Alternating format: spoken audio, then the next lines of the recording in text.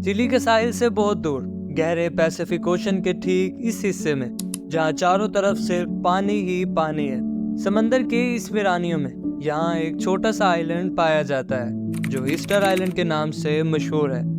लेकिन इसकी मशहूरी की असल वजह इसका नाम या फिर इसका पैसिफिक ओशन में बिल्कुल तन्हा होना नहीं है, बल्कि ये आइलैंड यहाँ पाए जाने वाले देव कामत स्टैचूज की वजह से बहुत ज़्यादा मशहूर है। पैसिफिक ओशन के इस रिमोट आइलैंड पर हजारों की तादाद में पाए जाने वाले ये भारी भरकम स्टैचूज आखिर बनाए किसने थे? क्या वो किसी और दुनिया से आए एलियंस थे या फिर हम जैसे इंसान? इसके अलावा इन स्टैचूज को आखिर वॉकिंग स्टैचूज क्यों कहा जाता है? क्या ये वाकई में चलते हैं? जी हाँ, हमारी आज की कहानी ईस्टर आइलैंड पर पाए जाने वाले इन अजीबोगरीब स्टैचूज की है। तो चलें शुरू करते हैं।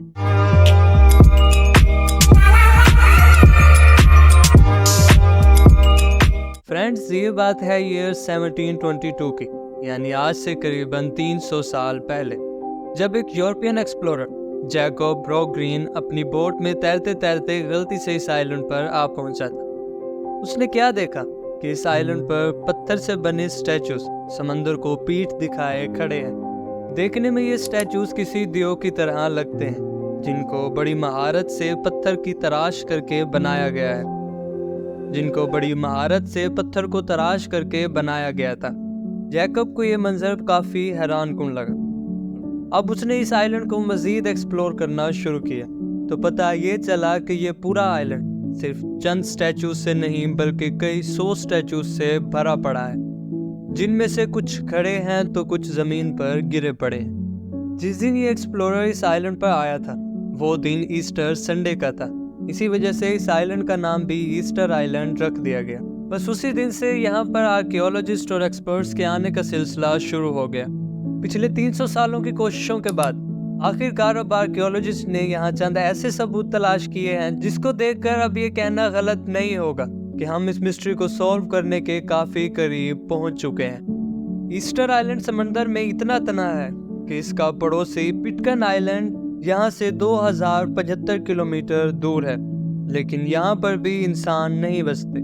आज के दौर में यहाँ पहुँचना सिर्फ प्लेन की मदद से ही पॉसिबल है, जो चिली से ईस्टर आइलैंड तक पहुंचाने में पूरे 5 घंटे लगाता है।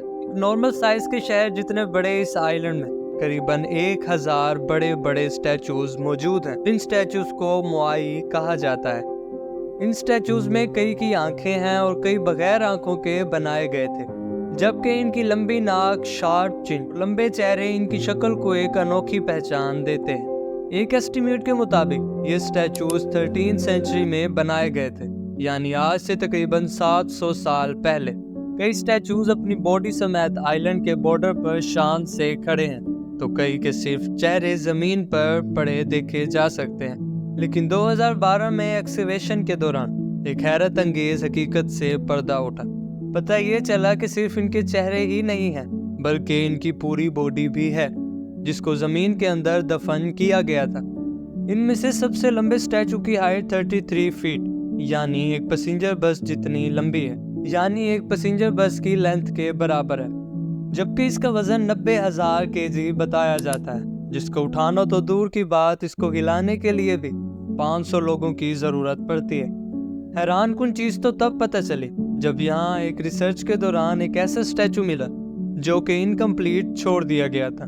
एक्सपर्ट्स की कैलकुलेशंस के हिसाब से इसकी हाइट 70 फीट बताई जाती है, जबकि कंप्लीट होने के बाद इसका वजन तकरीबन 300 टन के आसपास होगा। पत्थर को तराश कर स्टैचूज बनाना और फिर इतने ज्यादा वजनी स्टैचूज को आइलैंड के डिफरेंट स्पॉट्स पर लाकर खड़ा करना एक ऐसा टास्क लगता है जो इंसानों की बस की बात नहीं है। लिहाजा कई सालों तक ये माना जाता था कि ये काम स्पेस से आए कुछ एलियंस ने किया है।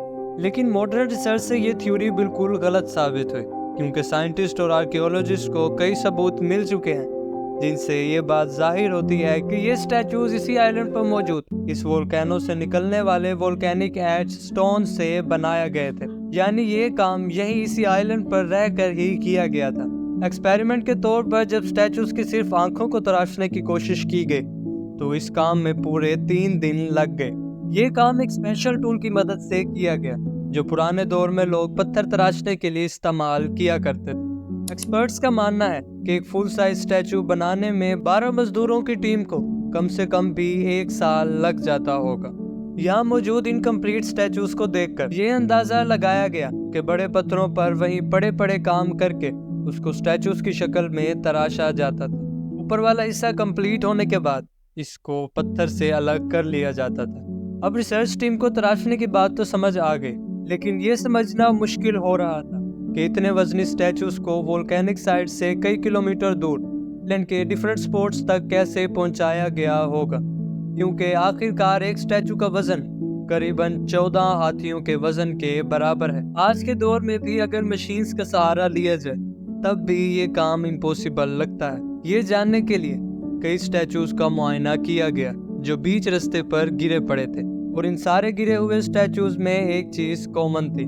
جو اسٹیچوز کسی سلوپ پر گرے ہوئے دیکھے گئے وہ منہ کے بل گرے ہوئے تھے، جبکہ پیٹھ کے بل گرے ہوئے اسٹیچوز چڑھائی پر پائے گئے۔ یہ دیکھ کر صاف ظاہر ہوتا ہے کہ جب یہ اسٹیچوز ٹرانسپورٹ کیے جا رہے تھے تو تب یہ اسٹینڈنگ پوزیشن پر تھے، اور ٹرانسپورٹ کے دوران ہی یہ گر کر ٹوٹ گئے۔ ایکسپرٹس کا ماننا ہے کہ اسٹیچوز کو رسیوں سے پکڑ کر بیلنس کیا جاتا تھا اور پھر اس کو آہستہ آہستہ چلایا جاتا تھا۔ جی ہاں، اسٹیچوز کو چلا کر آئلینڈ کے ڈیفرنٹ لوکیشنز تک پہنچایا جاتا تھا، وجہ سے ان کو واکنگ اسٹیچوز بھی کہا جاتا ہے۔ اسی بات کو پروف کرنے کے لیے کنکریٹ کی مدد سے ایک اسٹیچو بنایا گیا اور اس کی تینوں سائڈوں پر رسیاں باندھ کر اس کو بیلنس کیا گیا۔ ایک خاص اینگل پر اسٹیچو کو جھکانے کے بعد ایک سائڈ سے جب اس کو کھینچا گیا تو اسٹیچو حیرت انگیز طور پر آگے بڑھنے لگا۔ اسی طریقے سے اس اسٹیچو کو 50 فیٹ کے ڈسٹنس تک موو کیا گیا، جس سے یہ بات تو ثابت ہو گئی کہ ایسٹر آئلینڈ پر رہنے والے لوگ اسٹیچوز کو اسی طرح سے موو کیا کرتے تھے۔ لیکن ایک آخری مسٹری کو سولو کرنا ابھی باقی تھا کہ یہ 1000 اسٹیچوز آخر بنائے کنہوں نے تھے اور اب وہ کہاں تھے۔ ایک سٹڈی میں بتایا گیا کہ ایسٹر آئلینڈ پر کسی دور میں 17,500 لوگ رہا کرتے تھے، جو کہ یہاں پر 1700 سال پہلے آئے تھے۔ حیرت انگیز طور پر تب یہ آئلینڈ ایسا نہیں دکھتا تھا جیسا کہ آج دکھتا ہے۔ یہاں درختوں سے بھرا ایک گھنا جنگل ہوا کرتا تھا، لیکن اب سوال یہ ہے کہ اگر یہاں پر اتنا گھنا جنگل ہوا کرتا تھا تو اب وہ کہاں گیا؟ ریسرچرز کا ماننا ہے کہ جب یہ لوگ یہاں پر آئے تھے تو انہوں نے بڑی بھاری مقدار میں ڈیفورسٹیشن کی تھی، کیونکہ پہلے یہاں پر سارے پام ٹریز موجود تھے اور یہاں پر آنے والے لوگ فارمرز تھے، اور انہیں ایک ایسی زمین چاہیے تھی جس پر وہ کھیتی باڑی کر سکیں اور ان اسٹیچوز کو آسانی سے موو کر سکیں۔ ڈیفورسٹیشن کی وجہ سے ایکو سسٹم بالکل خراب ہو جاتا ہے، اور یہاں بھی کچھ ایسا ہی ہوا۔ شروعات میں تو انہیں کچھ پتہ نہیں چلا، لیکن وقت کے چلتے یہاں کی زمین بالکل بنجر ہو گئی، کی وجہ سے اب اس آئلینڈ پر رہنے والے لوگوں کے لیے کھانا پینا بہت کم رہ چکا تھا، اور پھر آخرکار یہاں یہ لوگ آپس میں ہی لڑ پڑے۔ آئلینڈ سے کئی انسانی ہڈیاں اور اسکیلیٹنز بھی ملے ہیں جن پر چوٹ کے نشان موجود ہیں۔ یہ اس بات کا ثبوت ہے کہ یہاں پر سول وار ہوئی تھی۔ ایسٹر آئلینڈ پر خواتین کی تعداد کم پڑ جانے کی وجہ سے یہاں کی پاپولیشن آہستہ آہستہ ختم ہوتی گئی، اور آخرکار ایک ایسا وقت بھی آ گیا کہ بچ جانے والے لوگ یہاں سے مائیگریٹ کر کے کہیں اور چلے گئے۔ آج یہ island UNESCO world heritage site کا حصہ ہے۔ یہاں پر جائنٹ سٹون سٹیچوز کو دیکھ کر یقین نہیں ہوتا کہ واقعی یہ انسانوں نے ہی بنائے تھے۔